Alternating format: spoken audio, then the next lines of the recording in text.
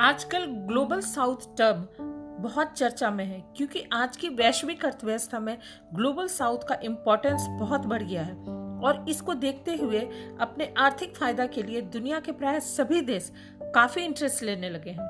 तो सबसे पहले ये समझ लेते हैं कि ग्लोबल साउथ आखिर है क्या।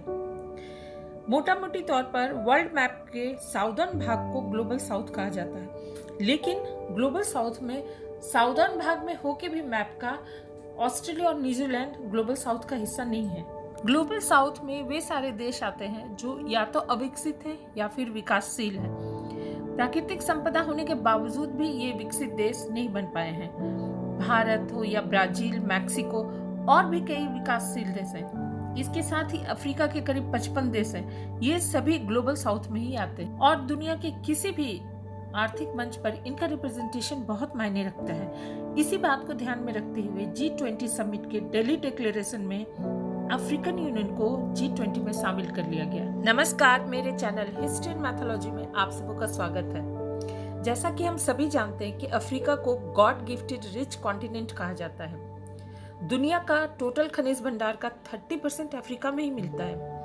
दुनिया का 40% गोल्ड, 55% डायमंड और 90% क्रोमियम अफ्रीका के पास ही है।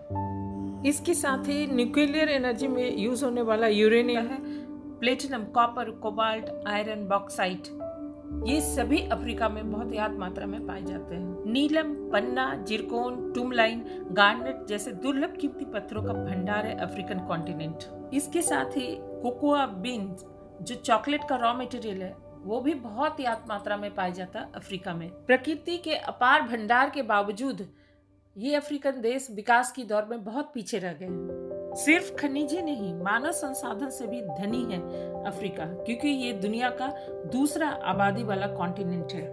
10% दुनिया का फ्रेश वाटर अफ्रीका में ही है।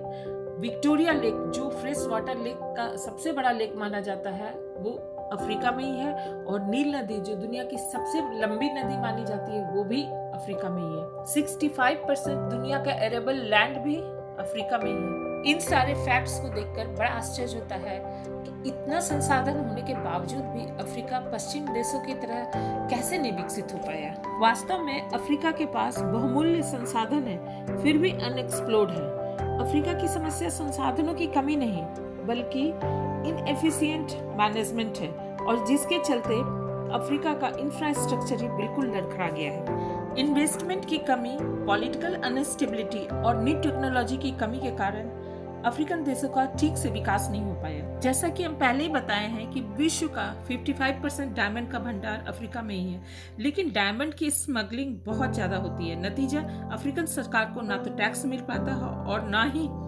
डायमंड माइंस में लगी हुई कंपनियों को कोई लाभ मिल पाता है। अफ्रीका अपने खनिज और कच्चे अयस्क को अन्य देशों में निर्यात कर देता है बहुत ही कम दामों में, क्योंकि उसके पास वो टेक्नोलॉजी है ही नहीं जिससे वो माल तैयार करके विश्व बाजार में उतार सके और ज्यादा मुनाफा पा सके। अफ्रीकी देश अपने विकास के लिए अंतर्राष्ट्रीय मुद्रा कोष यानी IMF, वर्ल्ड बैंक और पश्चिमी देशों के बैंकों से बहुत सारा कर्ज लिए हैं, लेकिन वो चुका नहीं पाए और आज भी वो कर्ज में डूबे हुए हैं। कुल मिलाकर इन देशों की आर्थिक स्थिति सही नहीं है। इन सारी परिस्थितियों के बीच चीन अपने विस्तार और महत्वाकांक्षाओं को पूरा करने के लिए नई जमीन तलाश रहा है और विकास के नाम पर अफ्रीकी देशों को कर्ज देता है, और जब ये छोटे देश कर्ज को नहीं चुका पाते हैं तो वे चीन के विस्तारवादी नीति के मकरजाल में फंस जाते हैं। कर्ज नहीं चुका पाने पर कभी इन देशों की जमीन तो कभी एयरपोर्ट को हड़प लेता है चीन। पॉवर्टी इन रिचनेस वाली अपनी स्थिति को अफ्रीका अब अच्छी तरह समझने लगा है। वो चाहता है कि अपने खनिज भंडार का मैक्सिमम उपयोग वो अपने विकास पे करे और मुनाफे को अफ्रीका से बाहर जाने के बजाय वो अफ्रीकन अर्थव्यवस्था को ठीक करने में इसे लगाया जाए। अब अफ्रीका विश्व के आर्थिक मंच में अपनी हिस्सेदारी चाहता है। यही कारण है कि G20 का समिट जब दिल्ली में हुआ तो मोदी जी के नेतृत्व में अफ्रीकन यूनियन को G20 का सदस्य बनाया गया, ताकि वैश्विक अर्थव्यवस्था का अफ्रीकन कॉन्टिनेंट भी एक इम्पोर्टेंट प्लेयर बन सके। G20 दिल्ली के समिट में अफ्रीकन यूनियन के शामिल होने से अफ्रीकन कॉन्टिनेंट के देशों को एक ऐसा आर्थिक मंच मिला है जिसमें वे अपनी समस्याओं को साझा कर सकेंगे। G20 के देशों को भी फायदा होगा अपनी अपनी नई टेक्नोलॉजी को अफ्रीकन देशों के साथ साझा करके। उम्मीद है आपको ये इन्फॉर्मेटिव वीडियो जरूर पसंद आएगा। अगर पसंद आए तो जरूर लाइक कीजिए, दोस्तों के साथ शेयर कीजिए और मेरे चैनल को सब्सक्राइब कीजिए। Thank you.